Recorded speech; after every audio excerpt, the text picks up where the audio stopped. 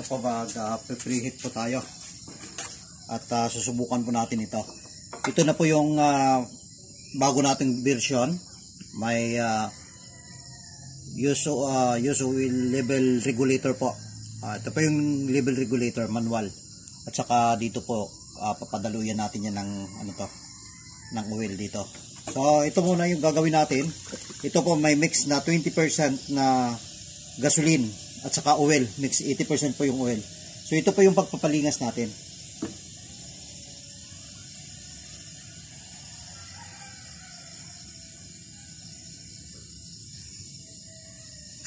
Ayan po.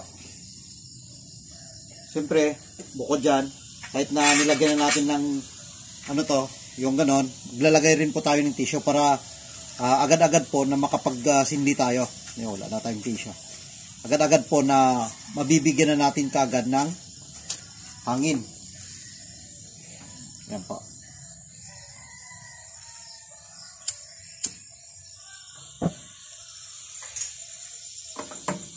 So, lagay po kaagad tayo ng hangin.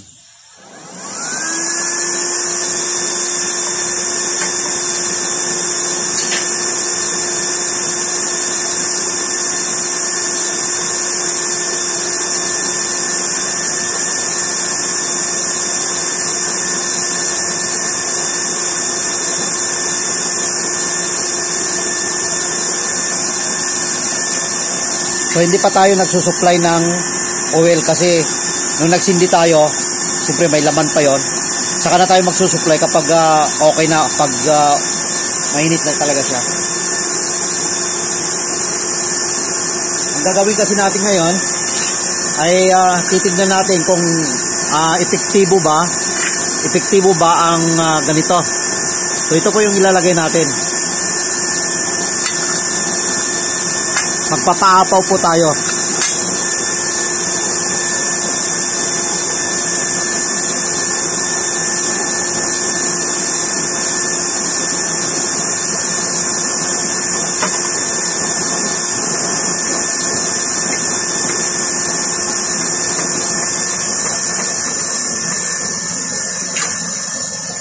Kapag kayo po ay nagsisindi, nagamit po kayo nito para yung oil level regulator natin, aalisin nyo po yung nakasagaban. Yan.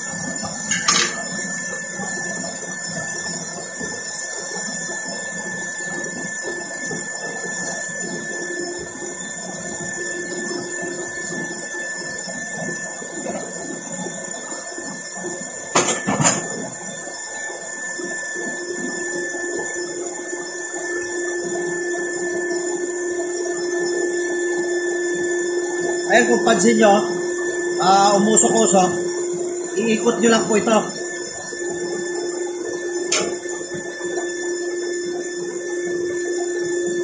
Ayan o.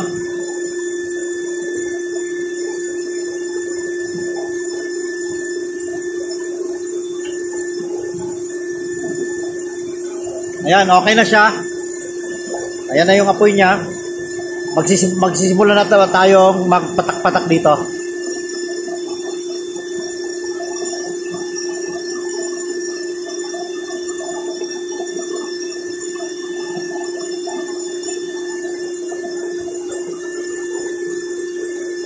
Ayan, kung pansin nyo, ayan o.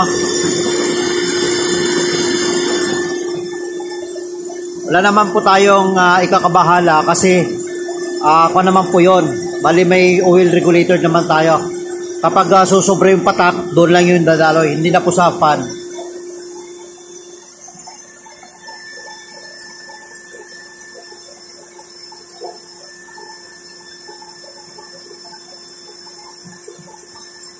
Ayan po yung apoy niya. Pansinin ninyo. Ayan o.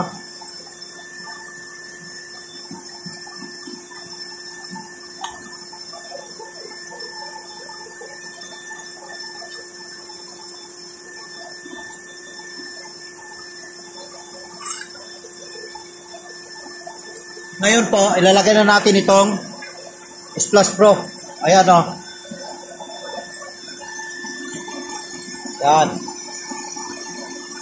Kasi magpapaapaw po tayo.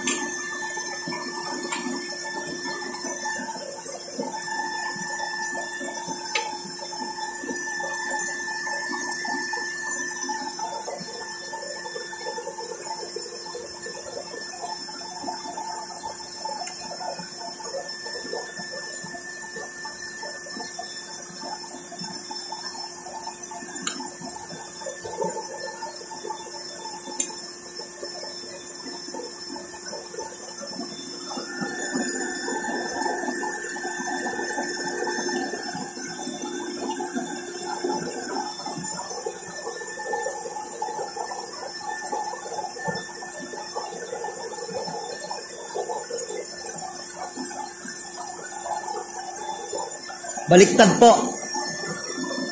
Baliktad po ang nalagay natin.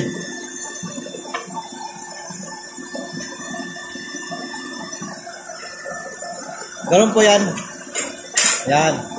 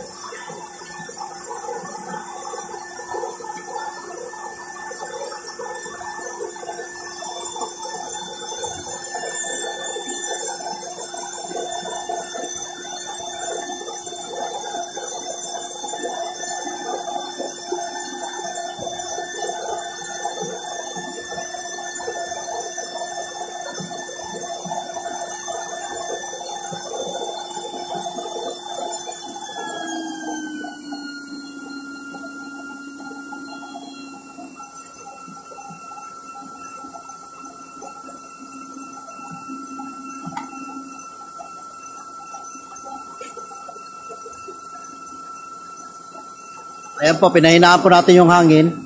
Kasi ganyan po yung lakas niyan eh. Oh. Ngayon, konti lang. So, wag po nating itutudo. Bali, 75% lang po yung turn nito.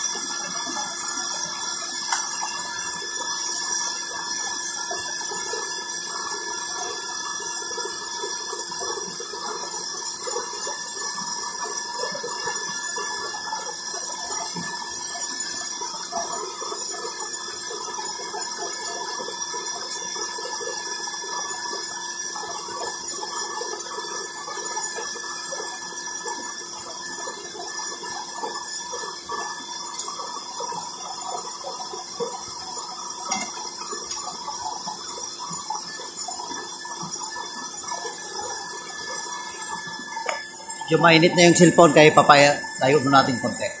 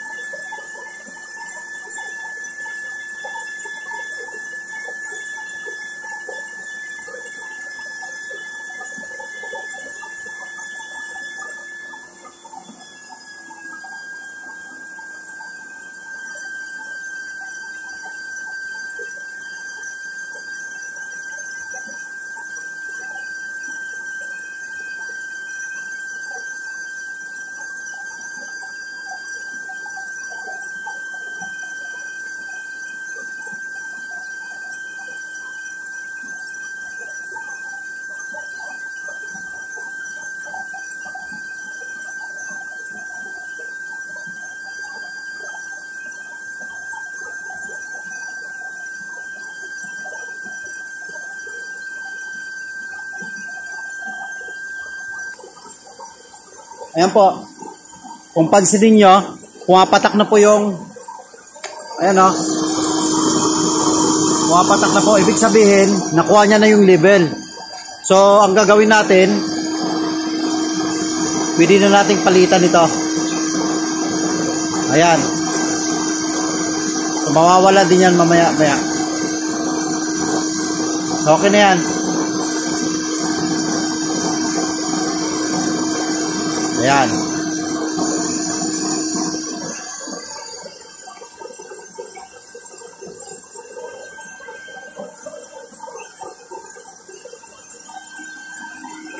Mainit po kasi ito. Kaya ang gagawin, dagdagan nyo lang po ng oil.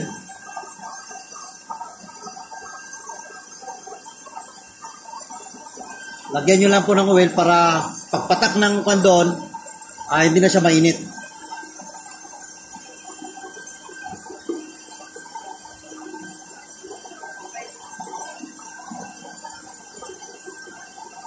So yan po ang kagandahan pag may oil regulator.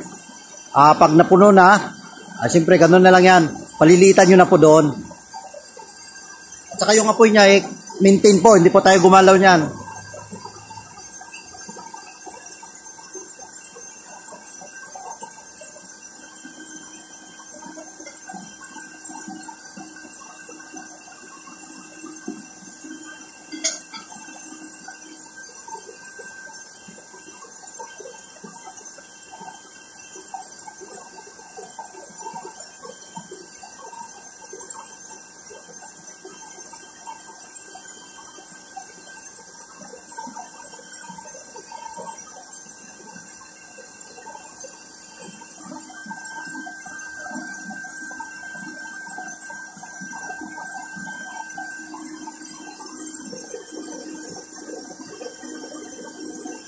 So, 2 drops per seconds. Pansinin ninyo doon, nawawa pa na, unti-unti na, kunti na lang yung tumutulo doon. So, ibig sabihin, ang consume nito, para patuloy, yung mamimintin yung level, ay 2 drops per seconds. So, pag nakuha na yung level, ito 2 drops per seconds nyo. Yan na po, maintain na po yung apoy na yan.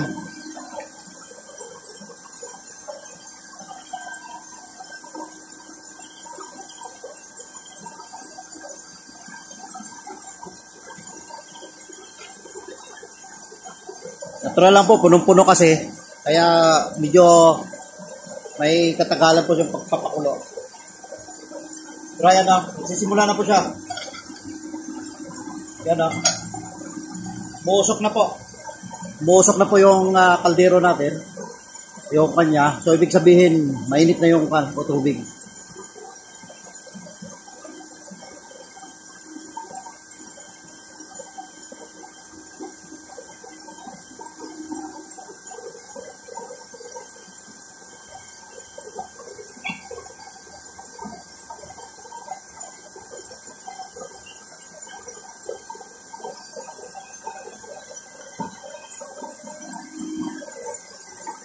So, kung pansin nyo yung apoy niya, talagang okay.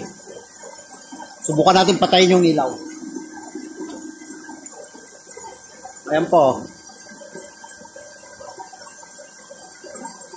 Saka yung stainless natin, nagbabaga po sa gilid-gilid niyan.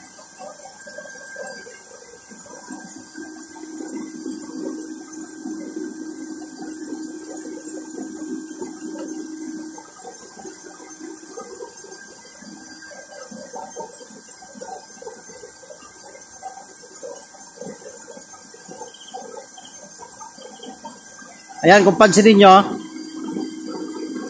2 drops per second. Ayun, paya ko na lang, oh. Per second na lang yung drops niyan. Yun, 2 drops per second. So, minsan, wala na, oh. So, ibig sabihin, okay na yun siya.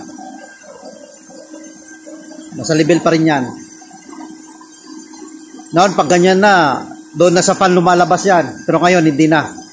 Nasa oil regulator. Ayun na siya. Maintain na po yung level nun. So, okay lang po na pumapatak siya ng per second yun. Ayan, oh, wala naman pong usok. Ayan, oh, pansinin ninyo. Ayan. At yung sabi nila na mainit, hindi po. Wala pong iika na yan. Dahil malamig yung may kunting oil na nilagay doon, malamig po yun. Kaya tignan nyo, walang usok. Sa ganun, 2 drops per seconds. Ayun naman, halos 2 seconds per drop na siya.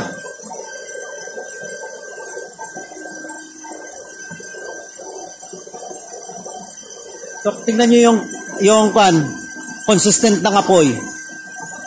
Very consistent po yung apoy natin. Hindi po tayo naggagalaw niyan. Mula nung nagpan tayo.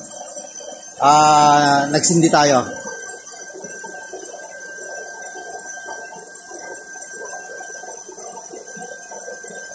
Pagpapatay natin yung ilaw, makikita nyo, napakaganda po ng apoy niya.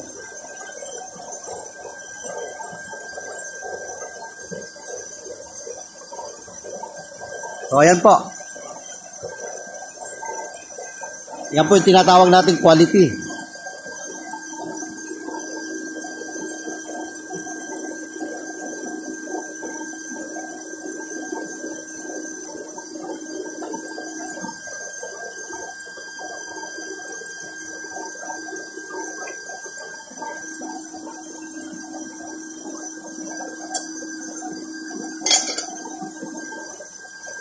Ayan po, pakulo na siya.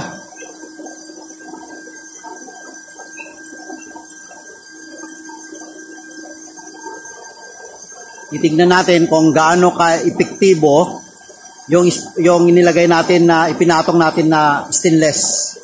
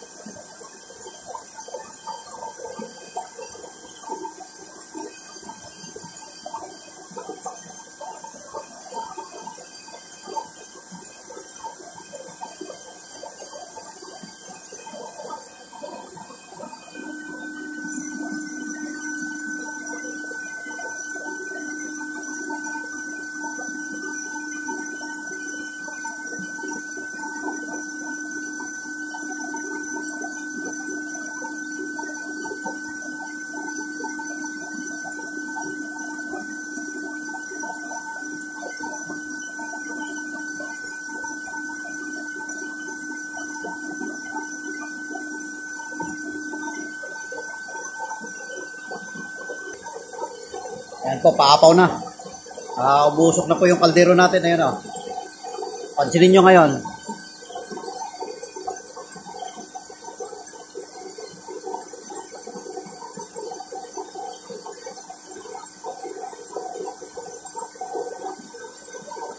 Ayan po, maapaw na po.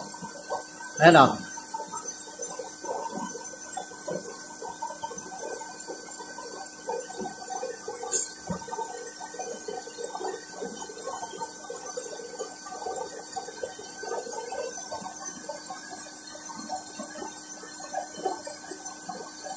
Ayan po, bumabagsak na sa baba, oh.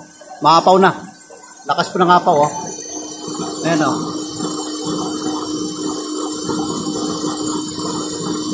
Ayan. Pansin nyo.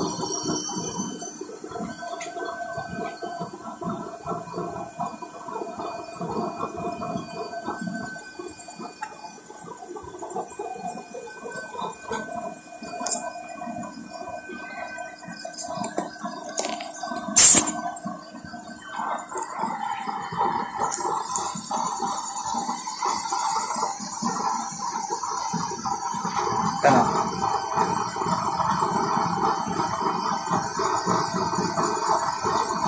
Maapaw na po siya.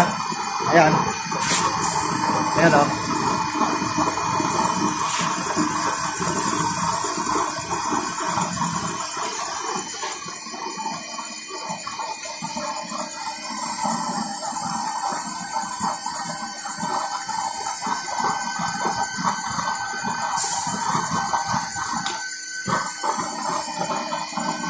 So, lakas na po ng apaw niya, oh.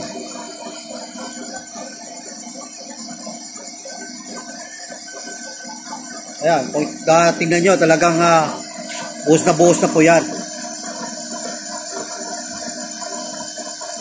Ayan, oh. Pansinin nyo, tumutulo na, oh. Basang-basa na po sa flooring, oh. Ayan, oh.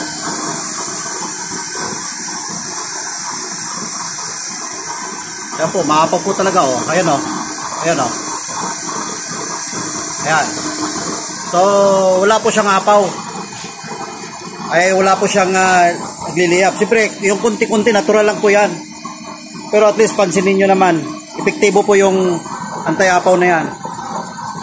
Ayan, o. Oh. Ayan, o. Oh. So, natural lang po yun. Yung paglilihap na kunti-kunti, natural na lang po yan. Ayan, patuloy pa siyang umaapaw, o. Oh.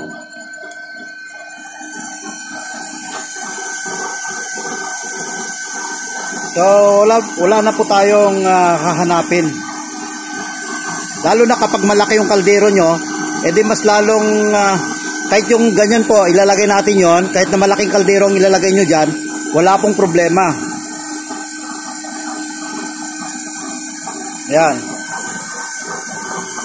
Kanina pa umaapaw, ano. Sa kabila talagang, pumapatak talaga doon. Ayan, o. Patuloy po yung patak, o. Ayan, o. Hindi na po pumapasok yan.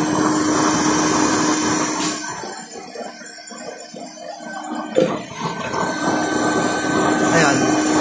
Ayan, o. Pumapatak po yan.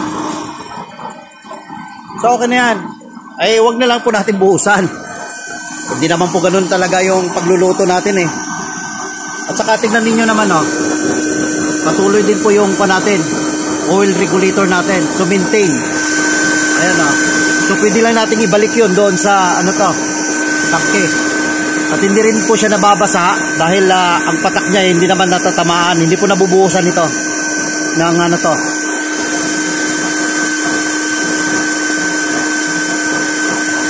Ayan po.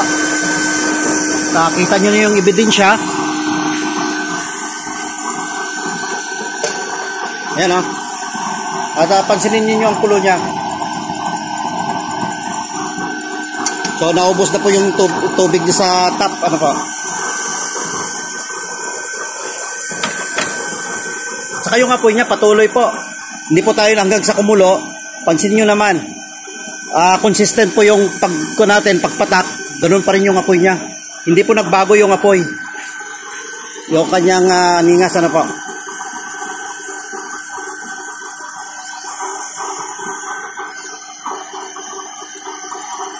So ngayon sa ganyan, ayan, o.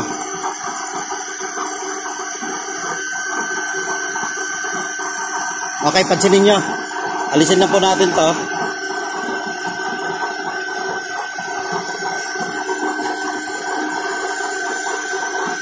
Ayan.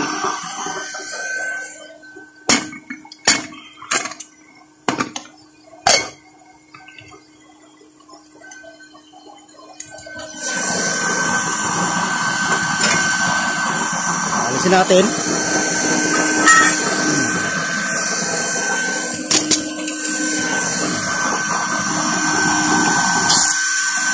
Ayan, wala na. Wala na po yung anti-liaf natin. Eh, may tubig sa puwitan niya. Ayan. Kaya may tubig sa puwit niya. Kaya, ano to? Natural lang yun. Kasi wala na yung anti-liaf natin. Inalis na po natin. Ayan. Gusto ko lang pong ipakita yung kanyang apoy. Ayan, oh. Napakaganda po yung apoy niyan. Pusin po natin yung kuryente. Ayan, oh.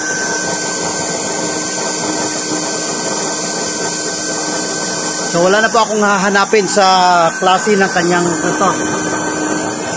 Ayan.